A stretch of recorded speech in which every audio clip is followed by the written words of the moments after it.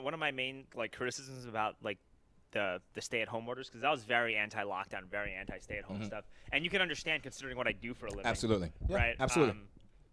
And it was just to me these stay-at-home protests, especially now that you're getting new data regarding the deadliness of the virus and whatnot, and it's still very contagious, and you got to be careful. But especially in light of this new data, I felt as though the stay-at-home protest was literally designed to create even more income inequality because small businesses were being decimated in favor of large corporate chains. You know, Target and Walmart were open, but like your local mom and pop retail stores weren't. You know, they were closing gym when exercise is like one of the most proven ways to like avoid serious symptoms of the virus. They were closing parks. They were telling people not to be around one another and stay home. And all that does is it just, when people can't communicate with one another, you don't exchange ideas. And when you don't exchange ideas, you get stuck in these echo chambers and these bubbles. And it literally just, especially those first 2 months of lockdown were a breeding ground for hostility.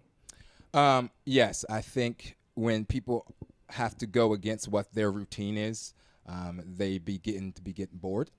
Other than that, they come up with creative ideas. I don't know about you, but Zoom stock was perfect when this happened. Yeah, I missed. I'm a little like I came a little late to that part. With the stay-at-home orders, it's having to understand the balance and having to be able to see both sides of both perspectives. Yes, we did not know at first what this virus entailed. We didn't know. We didn't have the science. We didn't have the data. In my mind, my perspective, where I'm from, life is the most fragile thing on earth. What can we do to preserve life? And if that means, hey, we have to stay inside until we truly understand what's happening, please stay inside until we know. Once we get a better grasp on this, then we can reopen.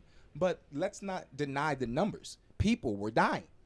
They were dying. That is true, and I agree with that. I think that you should err on the side of protecting human life. But if our government really cared about human life and was really about all that, then they would have had a plan in place to provide people with just compensation. Yeah, I agree. For not working, and there was no plan. And luckily, things got scrambled, and they worked themselves out for most people at the last minute.